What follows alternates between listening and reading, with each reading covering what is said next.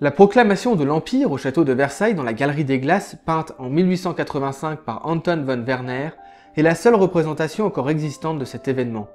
La toile a été offerte par l'empereur Guillaume Ier à Bismarck à l'occasion de son 70e anniversaire. Tout comme le passage du Rhin, ce tableau sert la grandeur d'un homme, mais ce n'est pas l'empereur le personnage principal de la scène, c'est Bismarck qui, habillé de blanc, se détache de l'assemblée. L'abandon de l'uniforme bleu marine par le peintre attire le regard du spectateur vers le héros de l'Empire allemand. Le 19 juillet 1870, Napoléon III déclare la guerre aux États allemands. Au mois de septembre, la défaite de l'armée française à la bataille de Sedan met une fin brutale aux ambitions de l'empereur qui dépose les armes. Le 18 janvier 1871, réunis à Versailles dans une galerie des glaces transformée en hôpital militaire, les États allemands s'unissent en empire. C'est le Deuxième Reich. Guillaume Ier, roi de Prusse, devient empereur sous la peinture de Lebrun figurant le passage du Rhin. L'honneur est lavé, les défaites sous les règnes de Louis XIV et de Napoléon Ier sont oubliées. 10 jours plus tard, l'armistice est signé. La même année, l'Alsace et la Moselle sont annexées.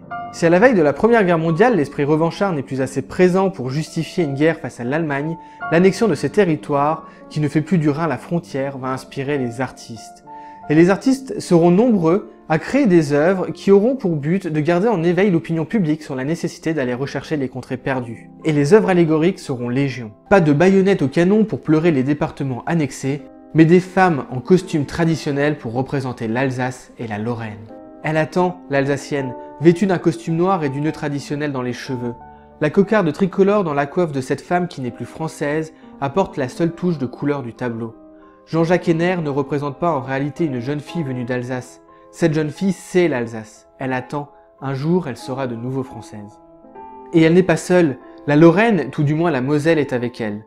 Le thème sera repris en 1906 par Jean-Joseph Wertz.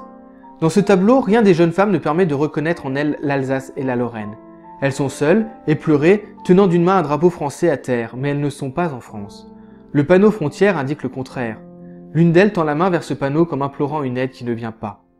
À l'horizon, la cathédrale de Strasbourg, avec sa flèche unique, ne laisse aucun doute sur la localisation de cette scène. À Nancy, à quelques kilomètres à peine de la frontière, c'est dans la rue que l'esprit revanchard va s'exposer. Un groupe sculpté par Paul Dubois sera installé en 1910 sur une place de la ville.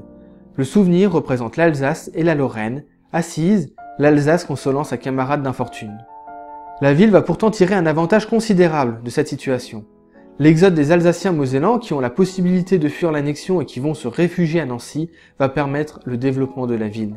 Ces nouveaux arrivants, parmi lesquels des entrepreneurs mais aussi des artistes, vont faire de Nancy une des têtes de file du courant appelé l'Art Nouveau, porté par l'Alliance provinciale des industries d'art, autrement appelée l'École de Nancy. À la tête de l'association, Émile Gallet. Pacifiste, dreyfusard, mais surtout maître verrier, céramiste et ébéniste, va réaliser en collaboration avec Victor Prouvé une table dont les détails qui sont autant de messages codés que les figures de la peinture de Lebrun va se révéler être un manifeste pour le retour des contrées perdues. Cette table, appelée le Rhin, sera présentée à l'exposition universelle de 1889, celle qui voit la construction de la Tour Eiffel. Les motifs symboliques sont nombreux sur cette table de musée qui se veut être une œuvre d'art à part entière. Tous les emblèmes héraldiques de la Lorraine y sont représentés. Le piétement est sculpté. 4 aigles couronnés viennent soutenir la table. Ce sont les alérions que l'on retrouve sur le blason de la famille ducale. Ils sont rehaussés d'une croix de Lorraine sur la poitrine. L'entretoise est parcourue des feuilles d'un chardon emblème de la ville de Nancy. Au pied, 2 inscriptions, « Je tiens au cœur de France » et de l'autre côté, « Plus me poigne, plus j'y tiens ».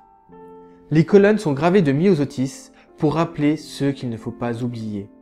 Par défi, l'artiste signe fait par Émile Gallet de Nancy, en bon espoir, 1889. L'espoir de retrouver un jour les contrées perdues. Mais sur la table, un dessin en marqueterie va ôter tous les doutes, s'il y en avait encore, sur les allusions de Gallet. 2 peuples se font face. Ce sont des guerriers prêts à en découdre. À gauche, moustachus au casque ailé, ce sont les Gaulois. De l'autre côté, les barbares germains. Au centre, un vieillard colossal pointe du doigt les envahisseurs leur barrant le chemin. On retrouve le dieu fleuve, c'est le Rhin dans lequel se jette la Moselle. Gallet reprend la citation de Tacite, « Le Rhin sépare des Gaules toute la Germanie ». Depuis des siècles, le Rhin est la frontière naturelle entre la France et l'Allemagne, et il le redeviendra. Mais pour cela, un nouveau conflit devra avoir lieu, la Première Guerre mondiale.